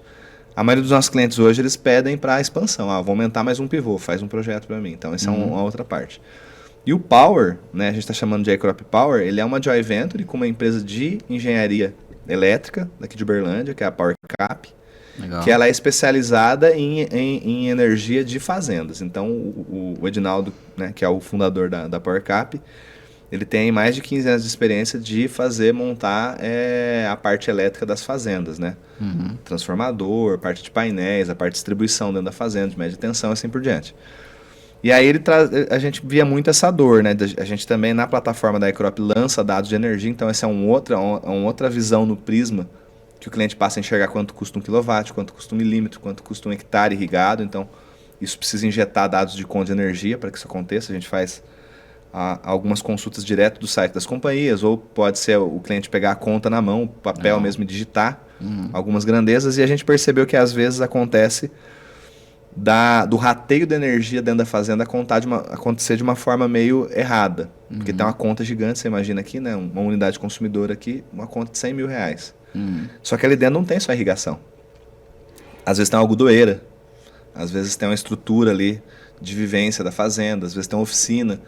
E aí na hora que o cliente vai jogar a conta para irrigação, fica um rateio meio esquisito. Então o Power, que é essa quarta solução que a gente está falando, eles são equipamentos que vão tanto no relógio principal da unidade consumidora, quanto lá dentro da fazenda, nos ramos da energia, que são equipamentos com transmissão satelital, né? Porque geralmente a bomba está lá no fundo da grota, onde pode até ter 4G na fazenda, mas naquele ponto não tem com certeza. Entendi. E é onde a gente tem telemetria real time de quanto está consumindo, grandezas como potência, amperagem, energia reativa, num painel para o cliente. Então, ele, além de fazer o rateio melhor, ele também enxerga a qualidade de energia de uma forma mais ali dinâmica, para ele poder cobrar a companhia de energia ou diminuir uma multa ou renegociar alguma coisa baseado nos dados. Mas focado no irrigante, no cliente irrigante, né? Focado no cliente irrigante, mas nós já temos clientes que não são irrigantes que estão aderindo, que tem a produtividade ali de sequeiro, e tem um algodoeiro, e tem outras grandezas ali dentro da fazenda e quer fazer uma gestão da energia.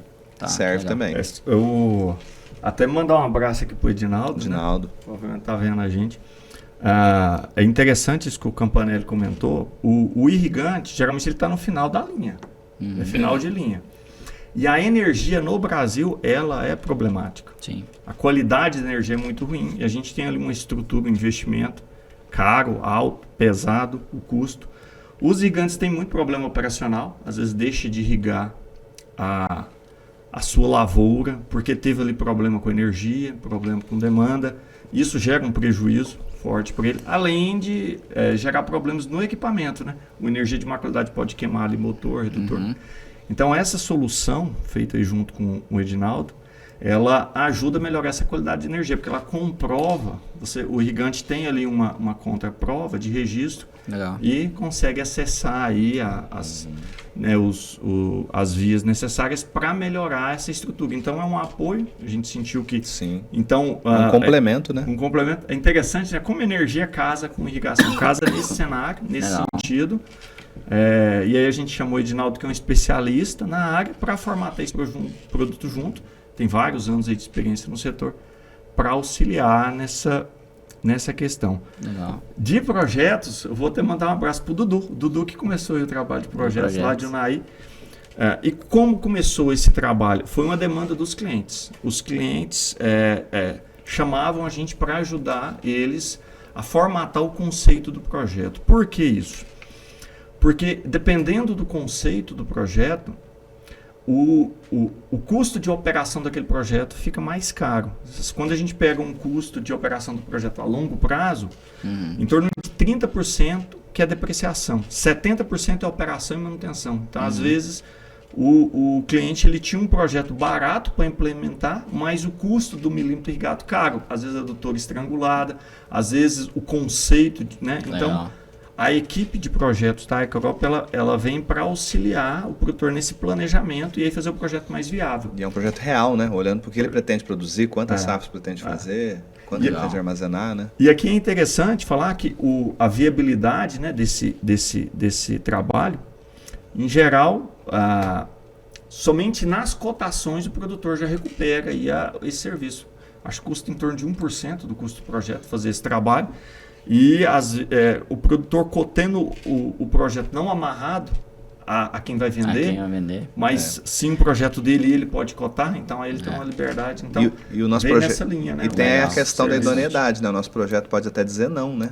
Assim, estudando topograficamente os recursos hídricos Não dá e para energéticos, não dá para irrigar aqui. Assim, aí a gente tem, né, como consultivo do projeto, vamos falar isso, né, mas quem está vendendo um equipamento não vai querer perder o negócio. Então, assim, essa idoneidade é importante também, de colocar os orçamentos dentro de uma mesma métrica ali, comparar banana com banana, né? Então, assim, um pivô com lâmina X, com telemetria ou não, etc. Aí você pega o A, B, C e D, olha custo, olha manutenção, olha pós-venda depois, e ele vai lá e decide, de fato, tecnicamente a compra, né? Legal.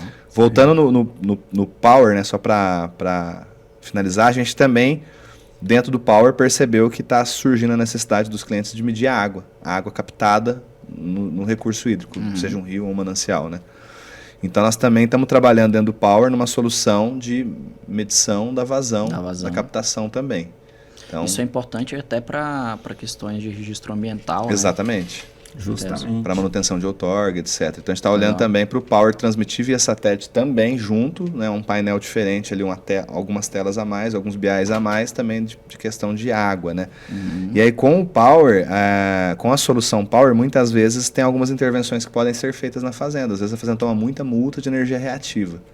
E aí, com a análise do Power, o Edinaldo consegue vir e falar, vamos colocar um banco capacitor e vamos parar de tomar essa multa aqui, que em um ano se paga com a própria multa, que você vai deixar de tomar, o banco capacitor dali para frente é bom, né? Com certeza. Então, ele também entra na parte de análise de dados inicial para fazer essas tomadas de decisão.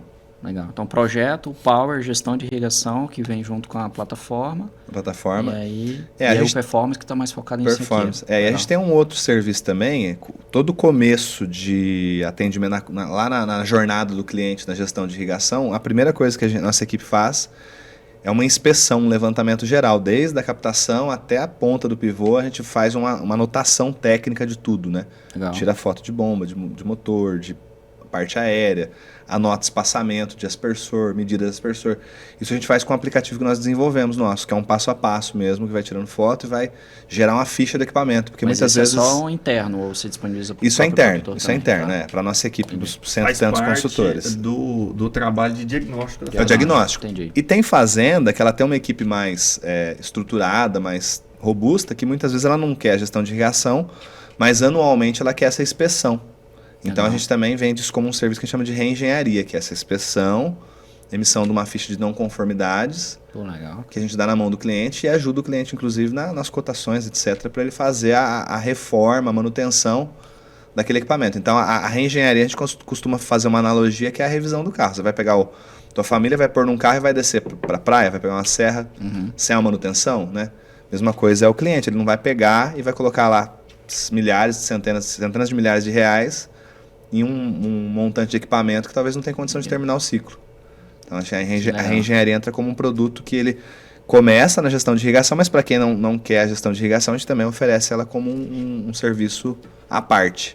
Algumas usinas, né, acessam a gente anualmente, algumas empresas produtoras de semente também querem isso, né? Vai lá, aquele cooperante é novo, eu estou trazendo ele para dentro e eu quero entender qual que é a realidade, a gente faz toda esse estudo. E aí a gente tem o B2B, né? O B2B a gente coloca como um produto à parte, então, que são as sementeiras, né? As marcas de genética. Então, hoje nós estamos praticamente quase todas, né? As principais. Mas é o que? Ajudando a grande empresa a entender os cooperados delas, por exemplo? Exatamente. A grande empresa produtora de semente, seja lá qual ela for, né? Bayer, Basf, Corteva, Limagran, Sato Zager, qual for, ela nos contrata e ela coloca no contrato dela com o cooperado, com o cliente, com o cooperante, né? A gente vai plantar a semente, você vai plantar a semente, aí eu vou dar toda a assistência técnica, o ATS, o RTV, etc. Mas a iCrop, dentro do contrato, ela entra como um fator determinante ali. Tem que ter o nosso serviço de gestão de irrigação, porque isso é uma garantia para eles da produtividade, né? O foco do B2B hoje está nas sementeiras de milho, provavelmente, né? De milho, geralmente de milho, né? A maioria. A gente tem também a parte metal mecânica, né? A gente tem também cliente de fabricante de pivô que coloca o nosso serviço como um primeiro ano. Alguma agroindústria, sei lá, de batata, também. Uma Maquem, uma Bem Brasil, que precisa dar uma olhada como é que está a qualidade da batata produzida. O B2B... ele tem interesse na solução da iCrop, né? Na tecnologia da iCrop, e oferece isso para os cooperados. Né? E aí dentro do B2B existe cana, a área sucrocoleira, que às vezes tem ali, Para que a usina quer o máximo de produção do seu canavial. Existe as sementeiras. Produção e qualidade, né? Qualidade, também, né? Que é importante. Hoje as sementeiras seria o segmento mais relevante dentro do B2B. Existe empresas que fabricam os equipamentos, como? Quando a empresa vende o equipamento, ela coloca junto a gestão durante tantos anos para garantir que o irrigante vai produzir bem. Entendi. Porque ela quer que o cliente dela tenha um bom resultado. Então, aí muda já um pouquinho o formato, mas existe... E é bom até nesse segmento da empresa de equipamento, né? É bom até para o novo irrigante, né? Aquele cara que não era irrigante. Ele não está indo para o segundo pivô, ele está no primeiro pivô dele, né? Ou nos primeiros. Então, tem muita coisa. Tem muita coisa para ele aprender e tem muito erro para ele cometer. Então, quando a gente entra com a empresa dando esse primeiro semestre ali, a primeira safra, o nosso serviço, a gente praticamente capacita o irrigante a usar da melhor maneira possível. Ele já nasce como novo irrigante usando o sistema, não decidindo lâmina ao bel prazer, né, no olhar. Então, aí depois é uma demanda nossa, né? Aí a gente convencê-lo, depois desses 6 meses, a ele fazer contrato diretamente conosco e continuar sendo assistido pelo serviço ali, né? Maravilha. Existe a agroindústria, né? Produz aí ketchup, milho doce. Sim. Aí, no caso, que vai fornecer esses produtos, aí o interesse da agroindústria já é um pouco diferente. No caso, eles querem produto de qualidade, no caso o tomate elevado e tal. E agora está surgindo um novo mercado de empresas que querem só o dados, né, Campanelli? Só os dados. Só dados para ajudar a fazer aquela gestão. Aí envolveria mais só controle especificamente. Né? Nós estamos olhando também agora no desenvolvimento para ir mais para esse lado de APIs também, né? De fornecer inteligência por meio até fazendo um gancho nisso, até para a gente ir aqui para a finalização aqui infelizmente, aqui da nossa participação. Passa rápido, hein, cara? O que vocês veem de futuro? Assim, eu acho que de uma forma um pouco mais macro, né? Em agricultura, o Fausto já falou aqui que a gente tem que produzir mais comida, tem que ser mais eficiente, etc. Mas isso aí é o que o cidadão comum já vê até na Globo, né? Já vê fácil, né? Que o agro é forte, que a gente precisa evoluir como espécie para produzir mais alimentos. Mas, assim, vamos pensar em tendências para os próximos anos, né? Eu gosto sempre de falar de 2030, né? A gente até escreveu aqui na Sensix o Manifesto Sensix 2030, que é a nossa visão, o que a gente quer alcançar até lá, né? O que vocês acham que até 2030 vai acontecer? Pensando em agricultura, em tecnologia, tecnificação, talvez usos de tecnologia disruptiva que a gente tem olhado, por exemplo, com a inteligência artificial em outros setores que também estão sendo aplicados na agricultura. E dentro desse contexto, como é que vocês veem a iCrop? Né? Para onde que vocês vão evoluir em termos de novos produtos, novos negócios, novos mercados? Assim? A gente fez também em vez de ser um manifesto 2030, em 2020 a gente fez o sonho iCrop 2025, então a gente traçou tudo que a gente imaginava ser no futuro, né, como empresa. Mas olhando para mercado, para o agro 2030, né, eu acho que a gente está engatinhando ainda em termos de uso de dados, comparado com outro setor, com varejo, né, com indústria. Então eu acredito que a gente vai ter um salto muito relevante, já está tendo, né, de cada vez mais os produtores terem ferramentas como a iCrop, como a Sensix, para ter registro real desses dados. Né, quem não tem dado não consegue pensar em futuro, acho que tem que medir primeiro para depois ver que evolução pode ter, né? A gente está apostando muito acho que nem existe esse termo, mas tentar tornar mais SaaS, né? As nossas ferramentas, criar novas versões. Mais escalável. Criar novas versões, na verdade, né? A gente não vai deixar de ter, mas ter novas versões até para outros mercados, mais software como serviço, olhando até para parceiros que queiram ter só a inteligência por trás de uma ferramenta e ter um API, por exemplo, que ajuda no balanço hídrico, ou na decisão de irrigação, ou na previsão do tempo. Então a gente está olhando muito para isso, para ciência de dados, para inteligência artificial e para ferramentas mais software como serviço dentro de um segmento. A ideia nossa é essa, porque eu acredito que a gente tem ainda muito para digitalizar no agro, muito. Ixi, no brasileiro eu tenho um jargão que eu gosto de falar, que é assim, sem dados que você tem apenas uma opinião. Sem dados é apenas uma opinião. Entendeu? Então, óbvio que tem muita opinião acho boa. Acho que choveu mais, acho que produzi menos, né? Acho que esse adubo deu resultado. Maravilha, tá maneado. E você, Fausto? Bom, Pensando na agricultura, o que eu vejo? Cada vez mais uma dificuldade grande de mão de obra. Então, a gente percebe isso pelos produtores, pelos gigantes. Então, uma tecnologia que eu acredito que ela vem e vai casar muito forte com essa questão é a inteligência artificial, o Campanelli comentou, né? Então, eu vejo que no futuro as máquinas, todo o maquinário, toda a estrutura vai ser operado com inteligência artificial. E por incrível que pareça, talvez isso pode ser rápido. A gente acha que está longe, mas pode ser rápido. E aí, nesse sentido, nesse cenário, eu vejo toda a estrutura de decisão de irrigação também ser operada de forma remota e automática. E aí o know-how e banco de dados que a iCrop tem para conseguir o máximo de produtividade em cada cultura vai ser a base. Vai ser a base. Então eu vejo a iCrop inserida nesse sentido, nesse cenário. Né? A gente já está desenvolvendo trabalhos nesse sentido, aonde a tecnologia em si ela vai operar e entregar um resultado para o produtor de forma muito mais facilitada. Legal. Então, nesse cenário que eu acredito que a agricultura vai evoluir e que a iCrop vai inserir aí nesse contexto. A gente olha muito pro apelo humano, né? A gente costuma falar que o alinhamento cultural, a gente tem um lema lá que é o jeitão, né? Então a gente gosta muito disso, leveza no dia a dia, né? Botina suja. Botina suja, mas assim, a gente vê que essas tecnologias estão vindo, elas não estão vindo para substituir pessoas, elas estão vindo para que as mesmas pessoas atendam mais área. Sim. E isso potencialize o atendimento, isso democratize mais o atendimento. Então, conforme você vai trazendo tecnologia, e nós temos hoje 120 consultores atendendo 500 mil de hectares, talvez daqui a um tempo a gente tenha uns 150 atendendo 1 milhão de hectares, né? Então, esse é o ponto. Eu acho que é dinamizar o atendimento, né?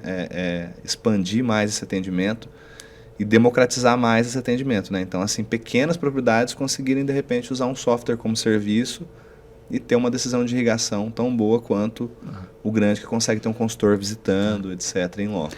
Eu acho que a evolução das interfaces, né, para ficar cada vez mais simples. Hoje de manhã eu li um artigo do que as agritechs podem aprender com a Apple.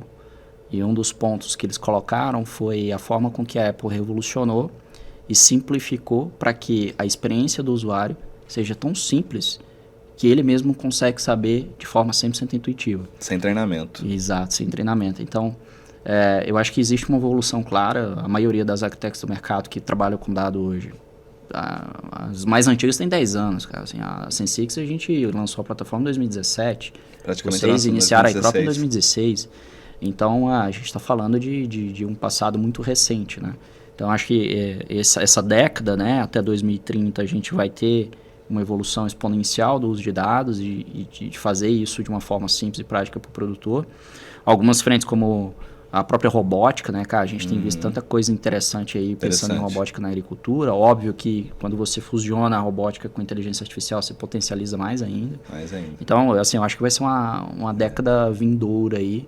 E quem conseguir fazer isso de uma forma humana, que se conecta de forma real com o produtor rural, vai conseguir extrair muito valor, né, dentro desse mercado. É a era do XUI, né? Também acho. Exatamente. Concordo.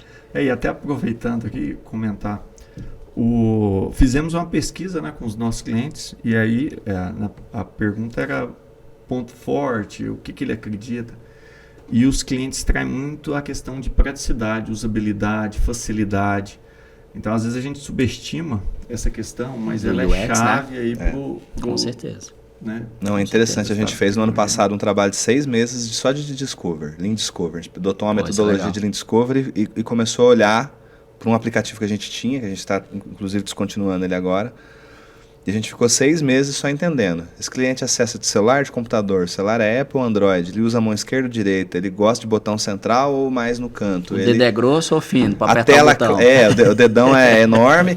E aí, assim, chegando até o ponto de que, assim, se ele estiver debaixo do sol, a tela tem que estar preta. Se ele estiver dentro de casa, a tela tem que estar branca. Então, a gente começou a fazer todo esse discovery e a gente refez um aplicativo do cliente, que foi lançado agora uns 2 meses atrás, totalmente do zero. A gente chegou na conta, assim... Eu tolero até 3 cliques. Boa.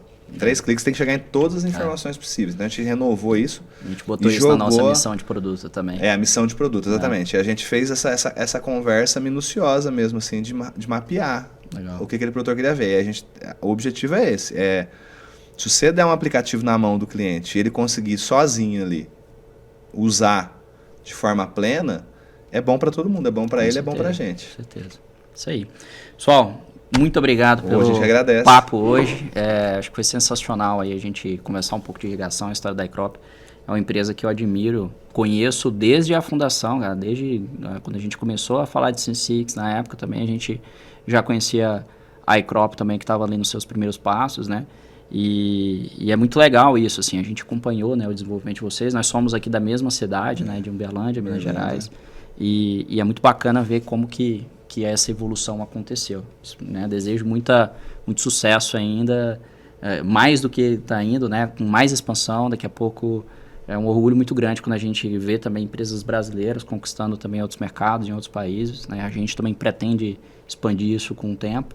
E, bom, obrigado, Fausto, obrigado, Eu Daniel. Eu agradeço, a gente deseja mesmo também, a gente tem uma admiração enorme também pela Sense6, pela inteligência que vocês têm de dados, né, assim, também em termos de layout, estava falando um pouco antes, né, da reunião, a gente admira muito a parte de layout de vocês, de usabilidade, né, dos sistemas, e eu acredito que assim, a gente tem um olhar muito para que cada um tem que resolver uma parte do problema, uma parte da dor do agricultor, não vai existir um player que vem e abraça tudo. Já existiram, a gente percebeu que faz tudo mais ou menos, né?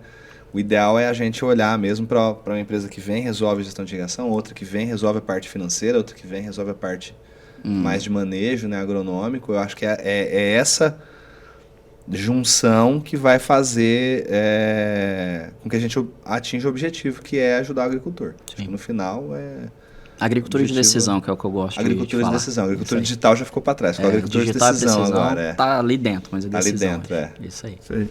Bom, eu queria agradecer, Carlos. Muito bom, viu, Campanelli? Muito bom. Muito bom. Parabenizar, viu, Carlos, todo o trabalho que vocês têm feito. O trabalho que a Sense6 tem desenvolvido aí é fantástico. E eu acredito que esse trabalho que você está fazendo aqui, ele agrega muito, né, para todos. Então, obrigado mais uma vez, conte com a gente, o que precisar. A gente precisa de mais. A gente fica à disposição. Obrigado aí. A gente precisa cada vez de mais gente comunicando no agro, né? Haverão mais episódios aí, eu tenho certeza que assunto não vai faltar aí pra gente comentar, com certeza. Perfeito. Bacana. Obrigado mais uma vez, pessoal. Um abraço, então. Pessoal, obrigado. Até o próximo episódio. E segue a gente nas redes sociais, YouTube, na Instagram, Sense6AG. Estamos aí à disposição para trazer muito conteúdo importante aí para o agro. Nada mais.